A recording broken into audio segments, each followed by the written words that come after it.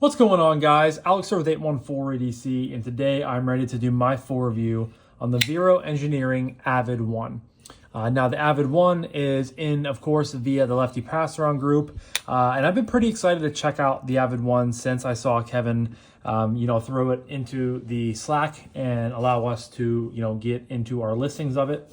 I think I'm somewhere in the middle of that grouping, but been very, very excited for this because you guys haven't known or haven't seen, the Avid 1 was the winner of, let me get down to this here.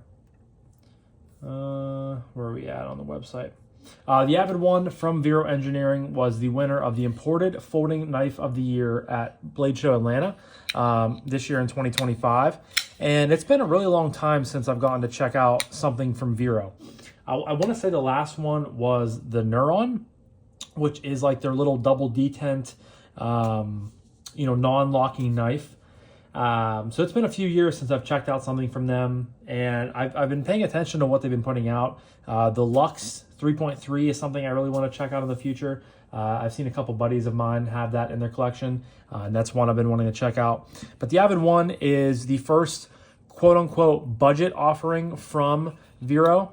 It's the first model that is coming in some variations, just like this one, sub $200, which is really cool. Vero, really lives right around that $300 range. So to see them, go well below that and well even below $200 is really cool. It has all the typical Vero features that you like, the double-sided fuller, the back flipper, the front flipper. They incorporated a wire pocket clip. This specific version is rocking a mixture of black G10 and gray G10. Has a stainless steel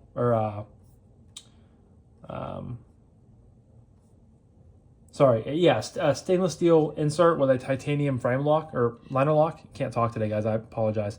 Numbered 633, but you guys can see there. Typical. I mean, it looks like a Vero design knife. It's very, very aesthetically pleasing. Really love the pocket clip. It is reversible. You do have a little bit of internal milling on both sides, more specifically on the frame lock side, the show scale side. Got a really cool backspacer running the whole way along there.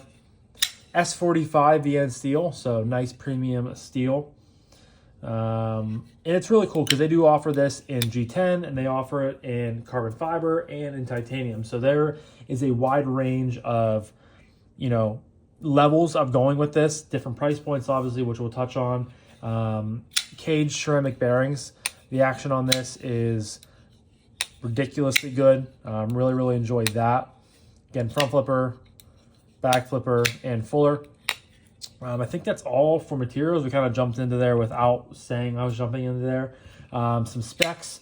A blade length of 3.25 inches, an overall length from tip to butt of 7.7, a close length at 4.25, a blade thickness of 0.13 inches, comes in weighing 3.8 ounces, high flat grind on the blade, but has a nice thin blade stock, comes down really thin behind the edge, which is beautiful. A lot of good things going into this knife that make it pretty special. Like I said, it's been a while since I checked out a Vero, so getting to check out this one that, again, had won stuff from Blade Show Atlanta, won awards, was really cool. Give you guys a quick size comparison. Whoops. Of course, we have the Spyderco Para 3. Then we have the TRM Neutron 2. And it's very, very right in the ballpark. Might be a smidge longer than both of these knives, but pretty damn close to both of them in size. And I will leave a link to Vero's website down below if you guys are interested in checking out the Avid 1, seeing what it's like on their website, seeing maybe about picking one of these up. Unfortunately, it's been a couple days since I've recorded, so I guess all my stutters and my tripping up on words is coming out on this video. But unfortunately, the black and gray version with the stonewash blade is out of stock. There are only 4 different versions currently available. You can still get the hand satin and jade, the hand satin and tie, the black wash and jade, and then the black wash with the red and black. The hand satin and tie is probably my favorite, but obviously that's a big jump up in price, which we'll touch on later. But there also was a bright titanium and black wash, a black and blue with stone wash, a black and gray with stone wash, a marbled carbon with machine belt satin, and then a marbled carbon with a black wash. And like I said, multiple price points. You have the G10 at one price, you have the marbled carbon at one price, and then obviously you have the titanium at one price. With, like I said, my favorite, hand satin and tie. Looks really good. But yeah, of course, it'll be left in the link down below if you guys want to check that out. Jumping over to action, like I said, has the typical, Vero style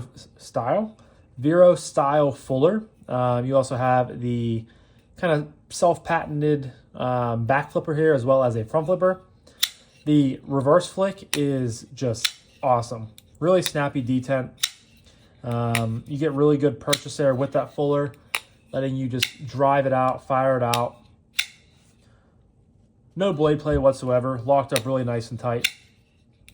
Now for thumb flicks, I'm not, the fuller is tight to the scale, so you do have a tough time getting your thumb down in there. And you guys can see, the corner of my thumb's kind of beat up, so it's not working 100%, but you guys can see, you can still thumb flick it, but it's honestly like my least favorite thing to do, as far as deploying the knife goes.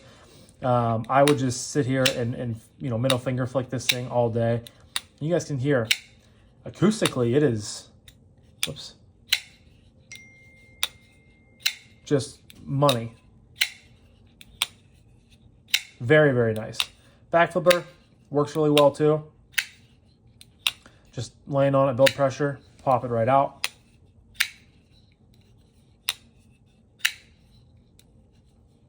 Front flipper also works really well. It's really nice when you have, a knife with multiple deployment methods and the detent is tuned for all of them. I've had a blast fidgeting with this knife, as I, pretty much expected to when I got it in. But that middle finger flick is just honestly, one of the more satisfying ones I have handled in a while. It is damn good. And again, those acoustics, really, really nice. Very thwacky, a little bit of a high pitchedness. Very, very good. And then of course with the close, you have the titanium liner lock with a steel insert. You don't have a ton of room there, but you get used to it. And again, just drops to your thumb, one shake. Drops to your thumb, some micro shakes in your home. Just get past that detent track. Just very, very smooth on those cage ceramic bearings. Just a very, very fun knife to fidget with. And that's kind of, Vero is well known for a lot of their stuff, making high-end, very good design knives, great materials. They're a little bit pricey.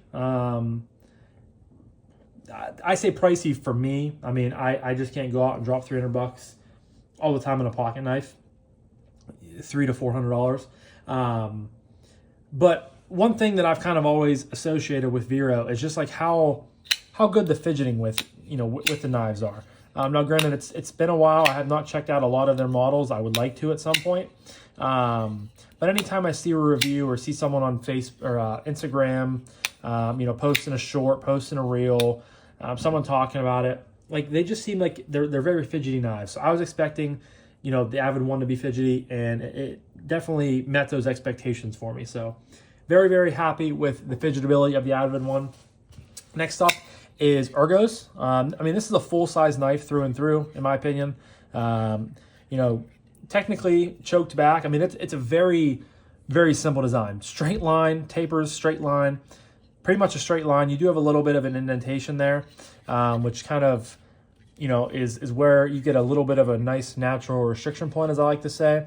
I can easily get all 4 fingers in this knife very, very easily. It's a relatively thin knife, but it's weird. It's a thin knife, but it still feels like it has a little bit of chonk to it, if that makes any sense. No jimping up top, but thumb can land here, or can land out here even further on this nice, very, very simple, very usable drop point style blade. The wire pocket clip is money when it comes to ergos. This thing does not cause hot spots at all. It's nice and rounded. all the things you would want, you know, in a wire clip. It just is so usable, so versatile, and so comfortable. Now you can utilize the landing choil up here, choke up even more. Thumb can land kind of right where it was before, or land out here even further for doing push cuts. Gives you that little bit of extra strength through cardboard, which is really nice. Pinch grip works with this knife. Of course, you do have to, you know, pop it up a little bit more to get that tip, but it does work pretty well. The G10, you know, is chamfered on all the edges. It's nicely, you know, it's a pretty smooth G10. It doesn't have, you know, all that much texture to it, which is nice. You know, I don't love like overly aggressive G10s like some companies use. I think this one is pretty good. All in all, it's just a very comfortable knife. Saber grip works really good. Hammer grip. If you had to swing it around, you get a nice area, kind of a landing area for your thumb. If you had to utilize this in a self-defense manner, that would work. And just as, you know, daily tasks as an EDC knife, you know, very, very comfortable all around. So very, very happy with the Ergos. And of course, that leads me to carry. I mean, it's coming with a loop over style deep carry wire pocket clip. You know, it's a relatively, I'm not going to say small package, but it's a pretty, you know, put together package. And of course, buries itself into the pocket, disappears pretty much. Just a great carry knife. You know, it has no flipper tab, no jimping, anything like that. Of course, you do have down here, but I mean, I've never had an issue with these top style flippers. So it sits down in the pocket really well. A lot of the blade sits in the handle, so you do have, you know, it's a nice, relatively slim package. You know, again, carries really well, sub 4 ounces. Nothing really crazy to write home about. It's just what you would expect, you know, from looking at this knife and seeing that it has a wire clip and seeing like, oh yeah, that's a pretty deep carry. Like what you would expect from it is what you get from it. So, and I feel like that's been a lot of knives recently.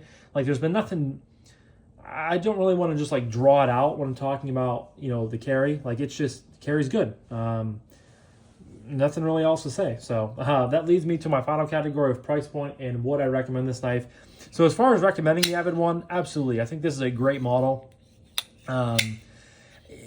Going forward, you know, if I were to add a Vero knife to my collection, I would probably want to check out the Lux 3.3 first, just because that one looks so good, and I've seen a lot of really, you know, good things about it, for lack of better terms. So I'd probably check that out first and see if it was worth spending the money on it. But if not, I think the Avid one is a very, very good knife. I really enjoyed it. I would probably spend a little bit more money and get the hand satin and the tie. I mean, I know it's, so that's, the hand satin tie start I'll say this. This version, like we talked about in the beginning, is sub $200. The G10 versions go for $185, and they range all the way up to $275, which is the hand satin and tie. The bright tie and the dark wash go for $250, and the two carbon fibers go for like $245, $250, somewhere around there. Then, of course, the G10 versions are $185. I would jump up probably to the titanium version just because it's, you know, if I like this knife so much and that much with, you know, G10 scales, I would only imagine how much more I would love it with titanium scales. $275 I think is, you know, a worthwhile price. Even $185, you know, I'm not the biggest fan of G10 at that price point, but everything else I think is great. They knocked it out of the park with the action, the ergos, the fit and finish, the carryability. Just a really good pocket knife, and I can understand why they won, you know, what they did at Blade Show 2025. Very, very impressed with Vero. And like I said, I hope in the future that I get to check out some more stuff from them. The Nova Mini looks pretty cool. I've always, you know, kind of had eyes on that. And I've never really gotten to check out many of their, you know, the Axon and some of their other, you know, earlier models, you know, per se. But I think it's a fine price. I really don't have an issue with it, and I can recommend it all day and twice on Sunday. This is fantastic. You know, again, don't have a ton of experience with Vero models in general, but I can understand why this is one of their more popular ones and why the majority of them are sold out. I'm not really sure why the hand satin and tie one isn't sold out, but I'm assuming it is probably pretty low on stock. But yeah, guess that's really it, guys. That was my full review on the Vero Engineering Avid 1. Huge shout out to Kevin over at Lefty EDC for always allowing us to check out, you know, knives from what he gets in. You know, I've said this before and I'll say it again. I wouldn't be able to make probably 90% of my videos without Kevin. So Love you, buddy. Always appreciated. And thank you to you guys as well. Before we check out, leave a comment down below if any of you guys picked up the Avid one for your collection. If you did, as always, did you love it? Did you hate it? Let me know. But I'm going to wrap this up now. So thank you guys again so much for watching. I greatly appreciate each and every single one of you guys. I hope you have a fantastic rest of your morning, evening, night, day, whenever you're watching this. I'll talk to you guys in the next one. Peace.